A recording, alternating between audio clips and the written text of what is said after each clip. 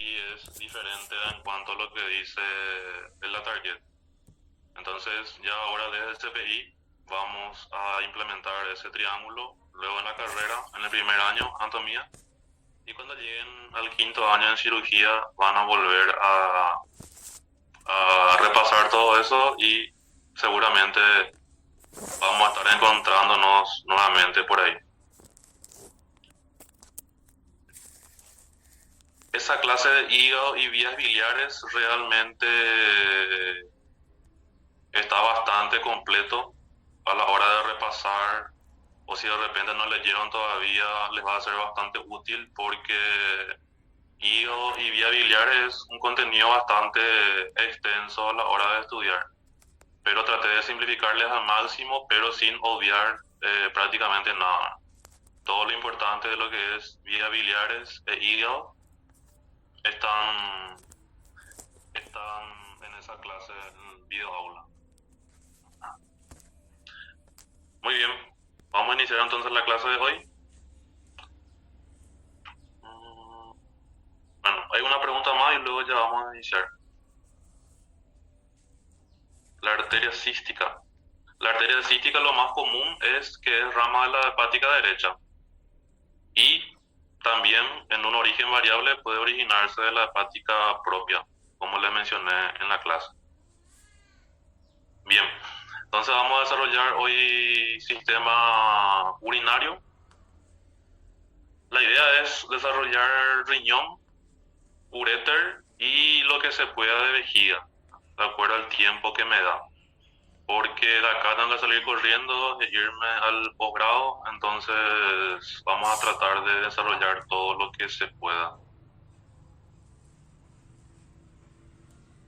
Páncreas, páncreas ya desarrollamos ya hace dos clases más o menos.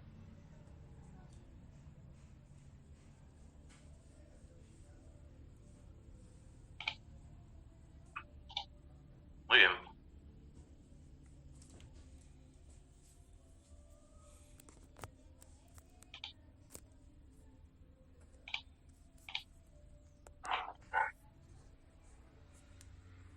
Sistema urinario entonces, ¿no? Como vemos en la imagen, en el sistema urinario participan varios componentes, de los cuales tenemos el riñón. En realidad los riñones normalmente son dos, por más de que ya habrán escuchado que se puede vivir con un solo riñón o incluso pueden conocer personas que viven con un solo riñón, ¿verdad? Después tenemos los uréteres, que son los tubos que vamos a ver que se encargan de transportar la orina hasta la vejiga. La parte de uretra no vamos a desarrollar en esta clase porque vamos a desarrollar después de desarrollar toda la parte de genital masculino y femenino, porque se entiende mejor de esa manera. Bien, iniciamos con los riñones entonces. ¿Qué podemos decir en cuanto a los riñones? Sus generalidades. Los riñones son órganos que están situados en la parte prevertebral, ¿sí? Retroperitoneal, prevertebral, quiere decir que está por delante de las vértebras. Y también no olvidarse de una característica muy peculiar del riñón, así como de algunos otros órganos, que es un órgano tóraco-abdominal, ¿verdad? Es un órgano del abdomen, pero que se encuentra protegido por huesos que conforman la cavidad torácica. ¿Qué más?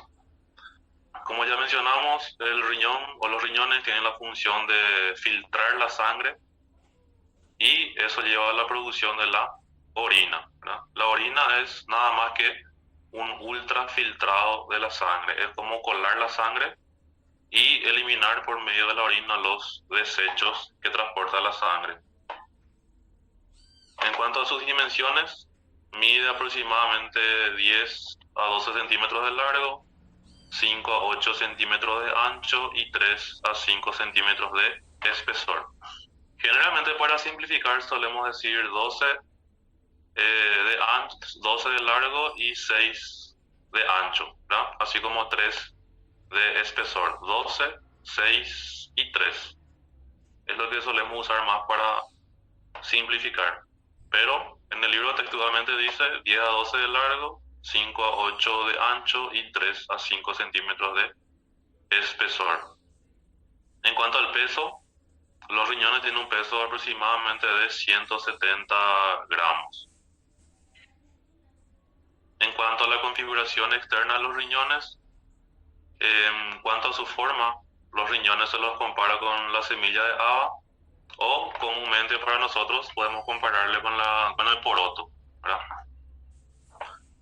En cuanto a su hilio, el hilio del riñón, como vamos a describir todavía más adelante, está orientado medialmente, o sea que en su borde medial. En cuanto a su consistencia, tiene una consistencia firme, a pesar de que ante un traumatismo severo puede dañarse también gravemente el riñón. En cuanto a la coloración, como podemos ver en la imagen, presenta una coloración rojo violáceo y en los riñones se pueden describir tres cosas: dos caras, dos bordes y dos extremidades. Las caras anterior, posterior, borde lateral, borde medial y las extremidades o polos superior e inferior. En cuanto a las caras, como ya les mencioné, hay una cara anterior y una cara posterior. La cara anterior es lisa, algo abollonada, dice el libro, convexa, mientras que la cara posterior es casi plana, ¿verdad? Prácticamente plana. En cuanto a los bordes, el borde lateral es el que se encarga de reunir a las caras anterior y posterior, mientras que el borde más importante es el borde medial. ¿Por qué eso? Como ya les mencioné, a nivel del borde medial de los riñones está situado el hilio renal, ¿sí? El hilio renal. Y también ahí encontramos dentro del hilio lo que es el seno renal. No olviden que hilio es nada más que un espacio por donde entran y salen estructuras a un órgano. Así como hay hilio pulmonar, hilio renal, hilio hepático y así sucesivamente. En cuanto a las extremidades o polos, también podemos llamarlo, tenemos la extremidad superior y la extremidad inferior. La extremidad superior es ancha y redondeada, como podemos ver en la imagen, es la que está en relación con esta glándula, que es la glándula suprarrenal. Y en cuanto al polo inferior, es alargada y vertical. Bien. Pasamos a la configuración interna. En cuanto a la parte interna del riñón, podemos dividirlo en dos grandes grupos, que es la cápsula y el parénquima, ¿verdad?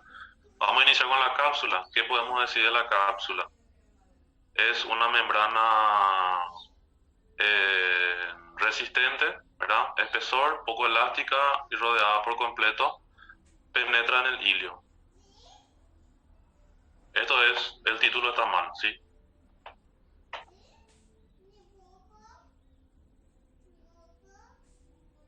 Parénquima renal. Dentro del parénquima renal tenemos la corteza. ¿Qué pasa con la corteza? ¿Qué es interesante?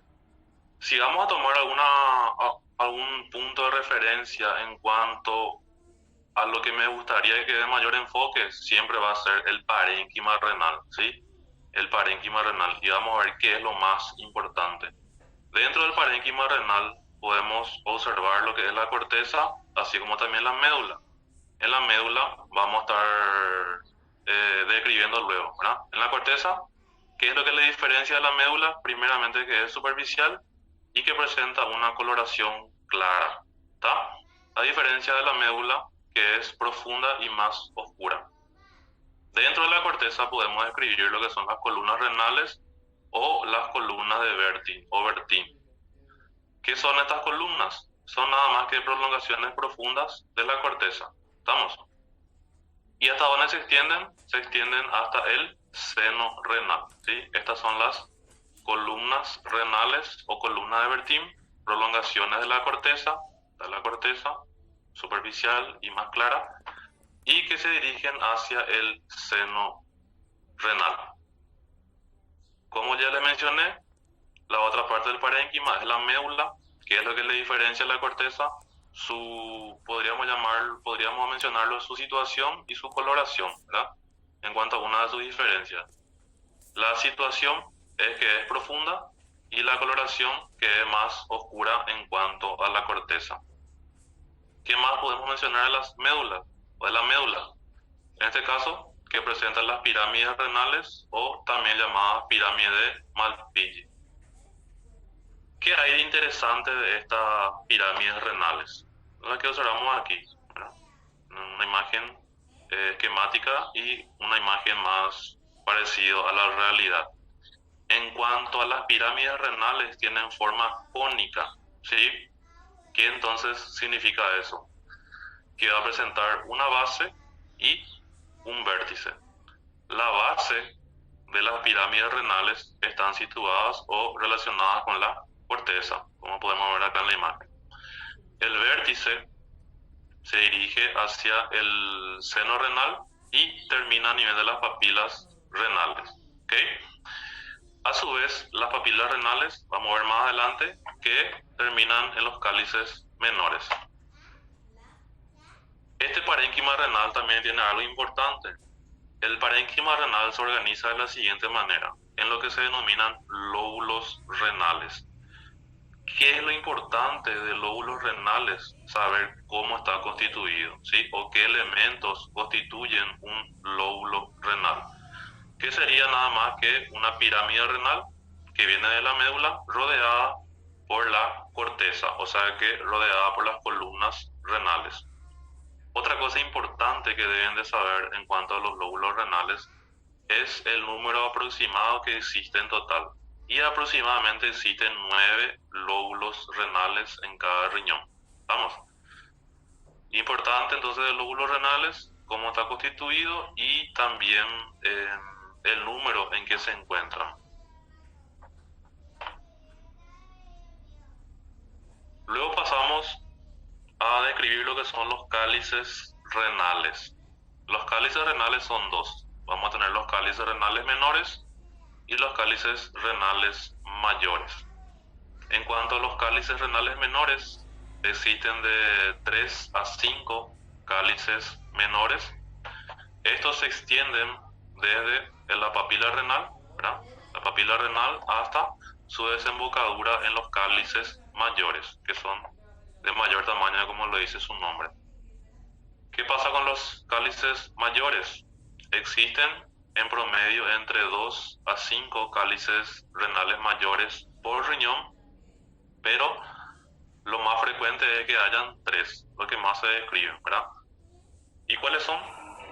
Como podemos ver acá en la imagen, tenemos 3 que son el superior, el medio y el inferior.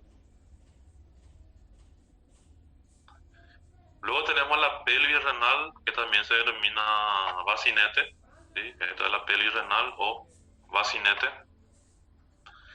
Tiene la forma de un embudo.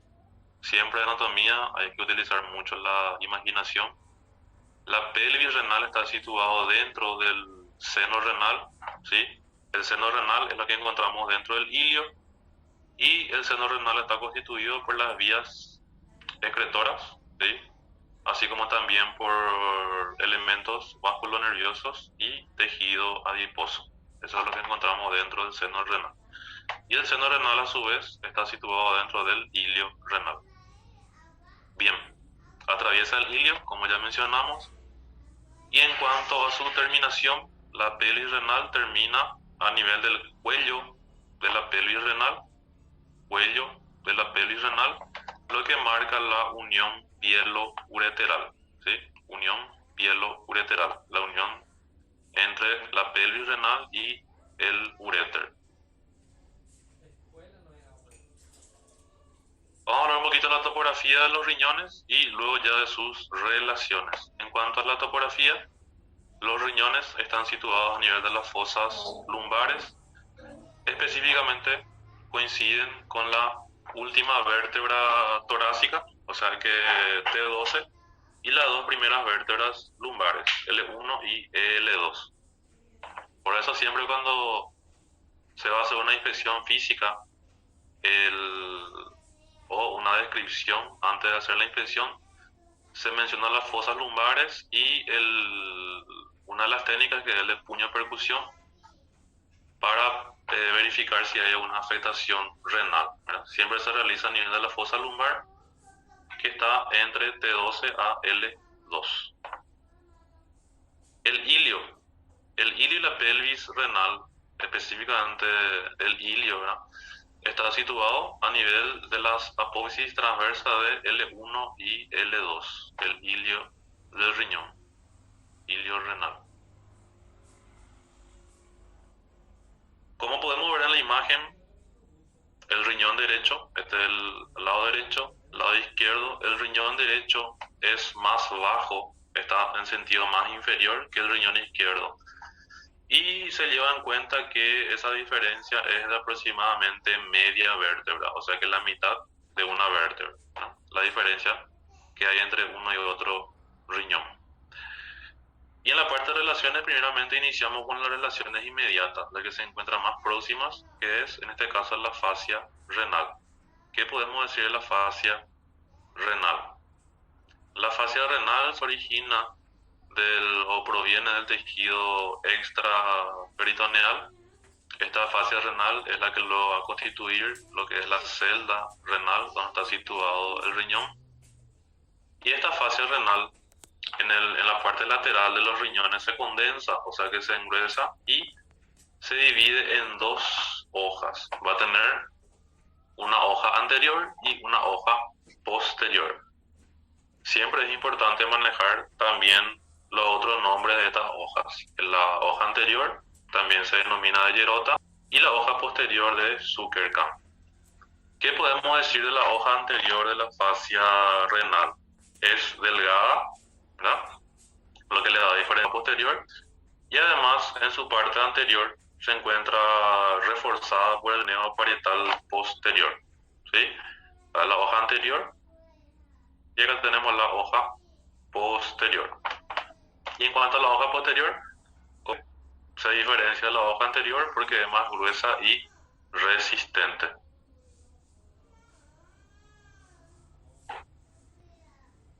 Siguiendo con las hojas de la fascia renal, podemos describir lo siguiente.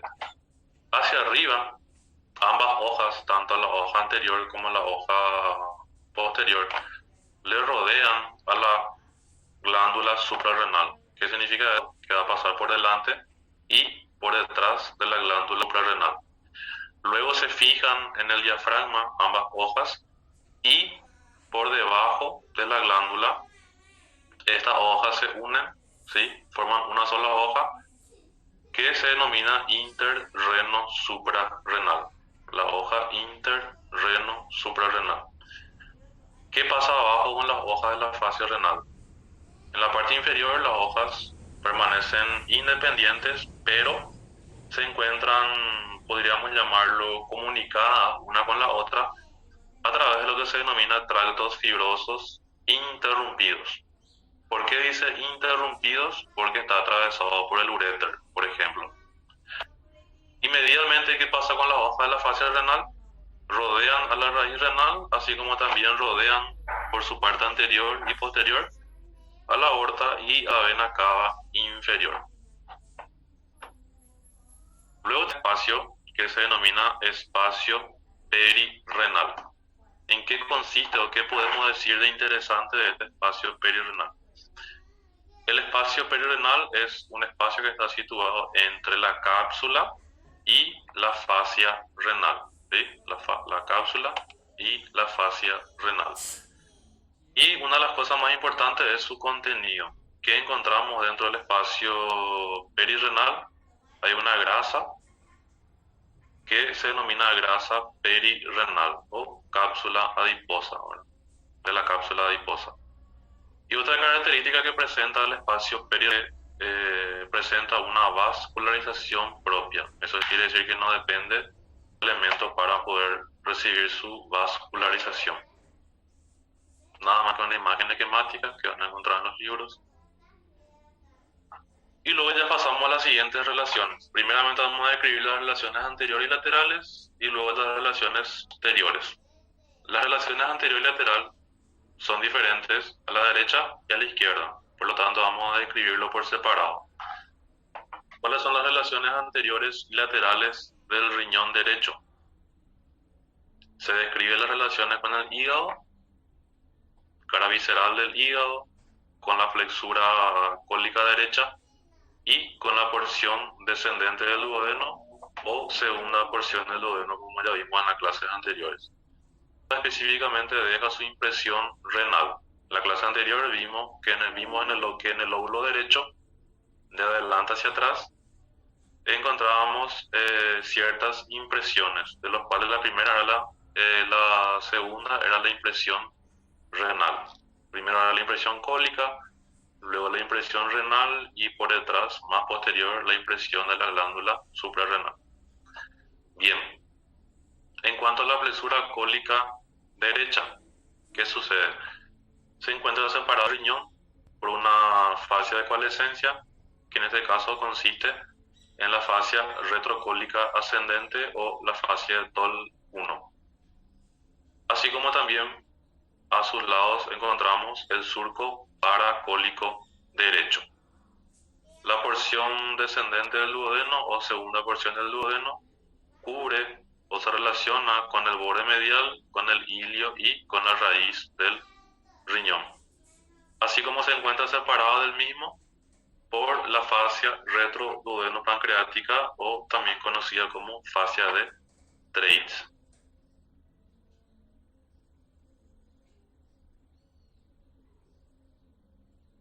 Siguiendo con las relaciones anteriores y laterales, en este caso vamos a describir lo que corresponde al riñón izquierdo.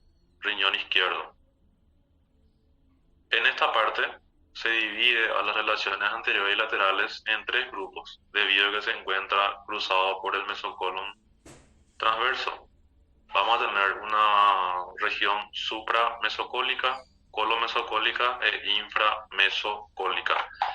En la supramesocólica se encuentra en relación con el vaso, así como también con la cola del páncreas y con la raíz esplénica. ¿Qué es lo interesante o importante de las relaciones del riñón con la cola del páncreas y con la raíz esplénica? Es que lo separan de la transcavidad de epiplones. ¿Estamos? Cola del páncreas y raíz esplénica, por lo tanto, separan al riñón izquierdo de la transcavidad de los epiplones. En la parte colomesocólica está en relación con el colon transverso, con la flexura cólica izquierda y separada de estas por la fascia retrocólica descendente. Y en la porción inframesocólica, por debajo del mesocolon, está en relación con la cavidad peritoneal y con las asas delgadas. En cuanto a las relaciones posteriores y mediales, tenemos primeramente que estas relaciones se encuentran separadas del riñón por medio de un espacio, que es el espacio pararrenal o retrorrenal. Este espacio está situado por detrás de lo que es la hoja posterior de la fascia renal. ¿Y cuál es su contenido? Tenemos el cuerpo adiposo pararrenal o de Gerota. Y luego ya describimos las relaciones específicamente. Vamos a describir primeramente las relaciones torácicas, porque no se olviden que los riñones son órganos tóraco-abdominales. Bueno, ¿qué podemos decir de las relaciones torácicas? Está en relación con el diafragma, específicamente por encima de los ligamentos arcuatos. ¿Recuerdan? Ligamento arcuato medial, ligamento arcuato lateral del diafragma. También se relaciona con el receso pleural y con las costillas 11 y 12. Acá hay algo importante, que la costilla 12, como vemos aquí en la imagen, es considerada la costilla satélite de los riñones. Por eso cuando se va a hacer, por ejemplo, una palpación del riñón, se lleva en cuenta, se palpa la costilla número 12 y por lo tanto ya sabemos que por debajo de la costilla número 12 vamos a estar encontrándole a los riñones. Luego tenemos las relaciones lumbares, porque como dijimos, los riñones se encuentran situados en las fosas lumbares, ¿verdad? Bien, ¿qué podemos decir? Las relaciones lumbares las dividimos de nuevo en dos grandes grupos, medialmente y lateralmente. Medialmente está en relación con dos músculos, que son el músculo psoas mayor y el músculo cuadrado lumbar. Psoas mayor, cuadrado lumbar. Y lateralmente está en relación con el músculo transverso del abdomen. Así también, las relaciones posteriores y mediales de los riñones están cruzados o relacionados con una serie de nervios. Vamos a tener el nervio subcostal, que se encuentra por debajo de la costilla. Es un nervio intercostal particular. Luego tenemos el nervio ilio-hipogástrico, el ilio inguinal, subcostal, ilio-hipogástrico e ilio inguinal. Pasamos a la parte de vascularización, específicamente de las arterias renales. Las arterias renales se originan de la aorta abdominal, Aproximadamente este origen está situado a nivel de la primera vértebra lumbar y un poco por debajo de lo que es el origen de esta arteria, que es la arteria mesentérica superior. En cuanto a su trayecto y relaciones, la arteria renal derecha es la que se relaciona con la vena cava inferior, ¿sí? Solamente la arteria renal derecha, mientras que la arteria renal derecha, así como la arteria renal izquierda, están en relaciones con las venas renales, ¿sí?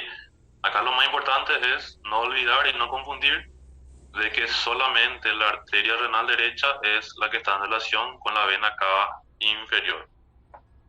Y otro punto importante es que la arteria renal derecha es la más larga, ¿verdad?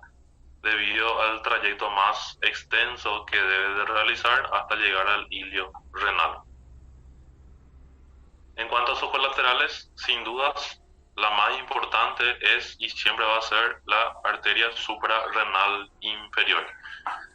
La glándula suprarrenal, que es esta glándula que vemos aquí y acá, está irrigada por las arterias suprarrenales. ¿Por qué decimos arterias suprarrenales?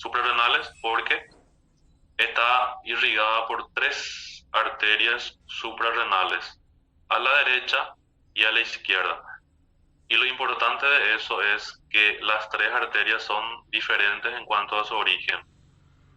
La suprarrenal superior se origina de esta arteria, que es la arteria frénica inferior, que es una rama colateral también de la aorta. La suprarrenal media se origina directamente de la aorta abdominal, mientras que la suprarrenal inferior, como vemos en este caso, es la que se está originando de la arteria renal, tanto a la derecha como a la izquierda. También proporciona ramas ureterales, que vamos a ver luego en uréter, y también unas ramas cápsulo-adiposas.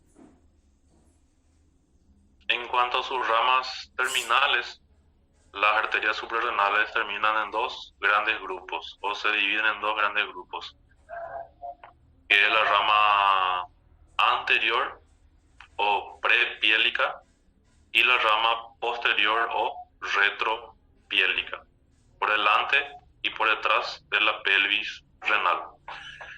Estas ramas anteriores, tanto la prepiélica como la retropiélica, que es una sola rama, se dividen en arterias segmentarias. La rama anterior o prepiélica se va a dividir en una rama segmentaria superior, una rama segmentaria anterosuperior, una anteroinferior y una inferior. Anteroinferior, ¿sí? Bien. Y la rama posterior o retropiélica, como ya les mencioné, es una sola, que vemos acá en la transparencia de la pelvis renal, estamos observando la arteria segmentaria posterior. En el libro hay una parte que menciona la segmentación de los riñones de acuerdo a la distribución de las arterias segmentarias. Eso no hace falta que estudien ni se estresen con eso. Solamente lo que yo le estoy dando en la clase. Luego, siguiendo con la irrigación, tenemos las venas renales, que también es bastante interesante. Las venas renales, resumiendo, se originan o se continúan de la unión de las venas interlobulares. ¿Qué más podemos decir? La vena renal derecha prácticamente no tiene mucho que decir, ¿verdad? Por lo tanto, la que más se describe y se estudia es la vena renal izquierda. Y vamos a ver por qué. La vena renal izquierda es la más larga. No se confundan con las arterias. La más larga es la arteria renal derecha. Y si hablamos de venas, la más larga es la izquierda. Otra característica de la vena renal izquierda es que cruza o pasa por delante de la aorta abdominal, como podemos ver acá en esta imagen, está cruzando o pasando por delante de la aorta abdominal y pasa por detrás o por debajo de la arteria mesentérica superior. Y esta vez que ya conocemos desde la clase de duodeno y páncreas, que habíamos dicho que a este nivel se forma una pinza vascular, la pinza aórtico-mesentérica, porque es una pinza que se forma entre la aorta abdominal y la arteria mesentérica superior. ¿Qué es lo importante de esa pinza vascular? Su contenido, ¿verdad? Y uno de esos contenidos, como ya habíamos desarrollado, es la vena renal izquierda, así como también el proceso unciforme del páncreas y la tercera porción del duodeno o la porción horizontal. ¿Estamos? Bien, las venas renales reciben una serie de afluentes, de los cuales los más importantes o interesantes son, y principalmente, la vena suprarrenal izquierda. Vamos, porque la suprarrenal izquierda solamente termina en la vena renal izquierda. Vamos, otra característica que presenta la vena renal izquierda es que recibe a las venas gonadales, o sea que las venas ováricas y las venas testiculares. Cuando desarrollemos sistema reproductor en la próxima clase, vamos a ver que, por ejemplo, tomando en cuenta o como ejemplo el sistema reproductor masculino, las venas testiculares, su terminación es diferente a la derecha y a la izquierda. A la izquierda termina a nivel de la vena renal izquierda, como vemos acá, pero a la derecha, las venas testiculares derechas terminan en la vena cava inferior. Así también reciben las venas de la cápsula adiposa. En cuanto a su terminación, las venas renales de ambos lados, tanto la derecha como la izquierda, como podemos ver en la imagen, terminan en la vena mesentérica, vena cava inferior. Vena cava inferior.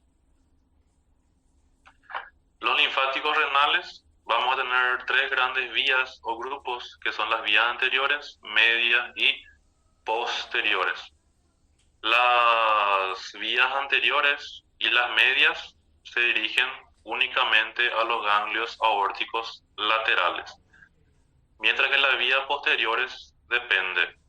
A la derecha se dirigen a los ganglios retrocavos, como dice su nombre, por detrás de la vena cava, y a la izquierda también se dirigen hacia los ganglios aórticos laterales. Y en cuanto a la inervación, los riñones reciben su inervación por intermedio del plexo renal, y esta se forma por la conjunción de varios elementos, ¿verdad? Ahí tenemos los ganglios aórticos renales, provenientes de los ganglios renales, de los nervios plácnicos, así como también fibras que provienen de los ganglios mesentéricos superiores. Uréter. ¿Qué podemos decir de los uréteres? En cuanto a sus generalidades, los uréteres son conductos musculares, son delgados, lisos. Estos se extienden desde lo que es la pelvis renal, que ya vimos en qué consiste, hasta la vejiga, donde se produce su terminación, ¿verdad? En su trayecto, el uréter podemos diferenciarlo en tres porciones, que es la porción abdominal, la pelviana y la intramural, ¿verdad? En su terminación. En cuanto a sus dimensiones, tiene 30 a 35 centímetros de longitud en promedio y 6 a 8 milímetros de diámetro. Y en su trayecto también los uréteres presentan tres estrechamientos, que son a nivel de la unión pielo-ureteral, que marca el origen del uréter, a nivel del estrecho superior de la pelvis, donde está cruzando a los vasos ilíacos, así como también en la unión urétero-vesical, unión del uréter con la vejiga, o sea que es la terminación del uréter dentro de la vejiga. ¿Cuál es la importancia de saber estos estrechamientos? No es solamente para pasar el examen. Estos estrechamientos tienen su importancia funcional. ¿Por qué? Porque son los lugares donde nosotros podemos calcular en cuál de esos estrechamientos se pudo haber, por ejemplo, quedado un cálculo renal o una piedra del riñón, como se conoce comúnmente. Estas son las tres partes posibles donde se puede obstruir, donde puede quedar trancado, en palabras más comunes, esta piedra del riñón, pero el lugar más frecuente siempre es hacia la parte inferior, ¿verdad? Eso vamos a ver ya en la carrera. Vamos a desarrollar mejor cuál es la importancia entonces de estos estrechamientos, y ahora ya tiene una noción básica de qué es para poder imaginarnos o calcular dónde más o menos se pudo haber producido esa obstrucción en el trayecto del cálculo renal o piedra de los riñones. A la hora de describir las relaciones del uréter, se describe de acuerdo a sus tres porciones. Por lo tanto, iniciamos con la porción abdominal o primera porción. La porción abdominal, el uréter, sus relaciones se describen en dos grandes grupos, el uréter lumbar y el uréter sacroiliaco. Iniciamos con el uréter lumbar.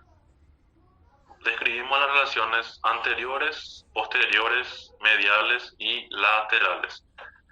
Por delante de los uréteres, como podemos ver aquí en la imagen, están cruzando los vasos gonadales, o sea que van a ser los vasos testiculares o los vasos ováricos, dependiendo del sexo.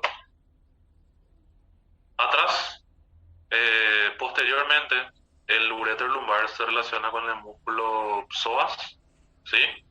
Así como también está cruzado por dos nervios, que son el nervio cutáneo femoral lateral, el nervio cutáneo femoral lateral, así como también por el nervio génito femoral, cutáneo femoral lateral y nervio génito femoral. Así también el uréter lumbar está en relación con un triángulo que se denomina triángulo de Cuneo y Marsille. Esto vamos a desarrollar mejor en miembro inferior, ¿verdad? Pero ya les doy un pequeño adelanto. Este triángulo de Cuneo y Marsille está delimitado por lo que es el borde medial del músculo psoas, así como también por la quinta vértebra lumbar y las alas del sacro. ¿Qué es lo importante de este triángulo? Su contenido. Dentro de este triángulo encontramos al tronco lumbosacro, a la arteria iliolumbar, así como también está cruzando por ahí el nervio obturador. Medialmente, el uréter a la derecha está en relación con la vena cava inferior y el uréter izquierdo con la aorta abdominal. Así también puede adquirir relaciones con el tronco simpático lumbar, en este caso por su porción. Lateralmente, a la derecha, el uréter derecho está en relación con el colon ascendente, mientras que el uréter derecho está en relación con el colon descendente. Siguiendo con la porción abdominal, como ya les mencioné, también se describe el uréter en su parte sacroiliaca. Y en esta porción vamos a describir sus relaciones anteriores, posteriores y laterales. Esos valores, esos valores, Bueno, tenemos un fenómeno que se conectó con el audio prendido. En fin, vamos a seguir. Adelante tenemos entonces la región seco-apendicular. ¿Qué significa eso? Está la parte del ciego y el apéndice vermiforme. Y a la izquierda, el uréter sacroiliaco. A la izquierda está en relación con el mesocolon sigmoide.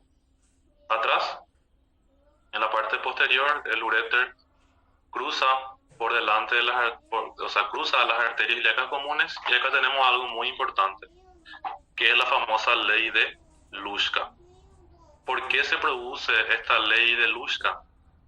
Porque la terminación de la aorta abdominal, como vemos aquí, la terminación de la aorta abdominal es asimétrico, ¿sí?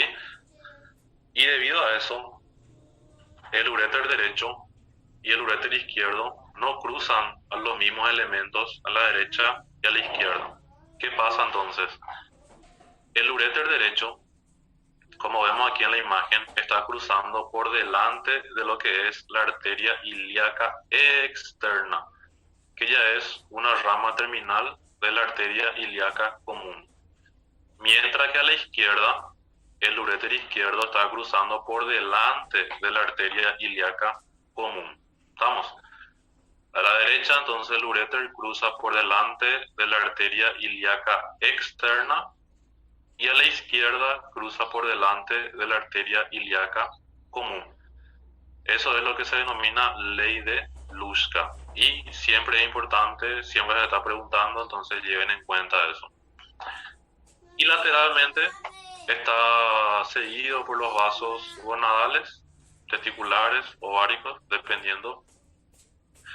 Y así también se encuentra en relación con el nervio génito-femoral. Estos son los vasos gonadales, y acá tenemos el nervio génito-femoral.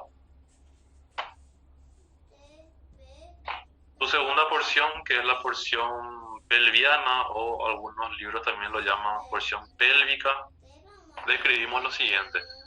En el hombre y en la mujer es diferente, por lo tanto también vamos a describirlo de forma separada. ¿Qué podemos mencionar en cuanto a las relaciones del uréter pelviano en el hombre? Se divide o se describe en dos segmentos, un segmento parietal y un segmento yuxtavesical. En el segmento parietal, el uréter se encuentra entre la pared pelviana lateralmente y el recto medialmente. En este segmento está en relación, como podemos ver aquí en la imagen, con el paquete vasculonervioso obturador, así como también con la arteria umbilical. Paquete vasculonervioso obturador y la arteria umbilical. Y en el segmento yuxtavesical, el uréter ya es retrovesical, por detrás de la vejiga. En este trayecto está acompañado por una fascia que se denomina fascia pelviana visceral. ¿Qué es lo interesante de esta fascia pelviana visceral a este nivel? Que le encuentra contenida una arteria, que es la arteria vesical inferior, así como también tiene algunos ramos nerviosos que se originan del plexo hipogástrico inferior. Así como también el uréter se encuentra cruzado, como vemos aquí en la imagen, este es el uréter, y está cruzado por arriba por este elemento que es el conducto deferente, que se encuentra en el hombre. Conducto deferente cruzando por arriba del uréter. Siguiendo con la porción pelviana, ahora específicamente en el caso de las mujeres. ¿Qué pasa en la mujer? Debido a la presencia del ligamento ancho, el uréter en su porción pelviana en las mujeres se divide en 3 segmentos: por detrás, por debajo y por delante del ligamento ancho. Su nominación es retroligamentoso, por detrás del ligamento; infraligamentoso, por debajo del ligamento; y preligamentoso, por delante del ligamento. En el segmento retroligamentoso, el uréter está cruzado por la arteria uterina y medialmente se relaciona con el ovario y con el recto, ¿sí? Cruzado por la arteria uterina y medialmente está en relación con el ovario, así como también con el recto. En el segmento infraligamentoso, el uréter está situado dentro del parametrio. Vamos a ver en la clase femenina en qué consiste. Y a este nivel, en el segmento infraligamentoso, el uréter tiene una relación muy importante. Se encuentra situado dentro de una pinza vascular. ¿Y qué es lo que hay que saber de esa pinza vascular? Obviamente, cuáles son las arterias que forman esa pinza. Y esta pinza vascular, por donde se encuentra el uréter, está formada por arriba, por la arteria uterina, y abajo, por la arteria vaginal. ¿Estamos? O sea, la arteria uterina y la arteria vaginal forman una pinza vascular por donde está atravesando el uréter. ¿En qué segmento? El segmento infraligamentoso. Y por último tenemos el segmento preligamentoso, donde el uréter recorre por el tabique vésico-vaginal y también marca ahí se corresponde con el trígono vaginal. Por último, tenemos la porción intramural, que es lo que marca la terminación del uréter dentro de la vejiga, por dentro de la pared, ¿verdad? Intramural. Acá nada más debemos llevar en cuenta los orificios ureterales, el derecho y el izquierdo, que son los orificios que marcan la terminación del uréter. ¿Y qué hay de interesante acá? Estos orificios ureterales, el derecho y el izquierdo, están unidos por este pliegue. El pliegue que se denomina interuretérico. Bien simple. Interuretérico porque se encuentra entre los dos orificios ureterales. ¿Y qué hay de interesante con estos orificios ureterales? Que junto con el orificio interno, o el esfínter, donde está el esfínter interno de la uretra, forma lo que se denomina trígono vesical. El trígono vesical, que vamos a ver mejor en vejiga. Entonces, el trígono vesical está delimitado por los dos orificios ureterales y por el orificio interno de la uretra. Orificios ureterales, orificio interno de la uretra. En cuanto a los vasos ureterales, vamos a describir principalmente las arterias y los linfáticos. Las venas no tienen muchas cosas o prácticamente nada que mencionar de interesante. Las arterias ureterales se dividen en dos grandes grupos, que son las arterias ureterales largas y las arterias ureterales cortas. ¿Qué es lo que hay que saber de esto? Simplemente de dónde se originan o de dónde provienen, ¿verdad? Las arterias ureterales largas provienen o se originan de la arteria renal, así como ya vimos en el riñón. Aquí hemos mencionado de que la arteria renal proporciona una colateral, que son las ureterales. Y en la parte inferior, las arterias ureterales largas provienen de la arteria umbilical, ¿Qué pasa con las arterias ureterales cortas? En la parte superior se origina de las arterias gonadales, como vemos aquí, de las arterias gonadales, y en la parte inferior se origina, en el caso de las mujeres, también de la arteria uterina, así como también de la arteria vesical inferior. En cuanto a los linfáticos, se dividen en dos grandes grupos, un grupo superior y un grupo inferior. El grupo superior se dirige hacia los ganglios linfáticos renales y el grupo inferior hacia los ganglios ilíacos internos. Vamos, ganglios renales y los ganglios ilíacos internos.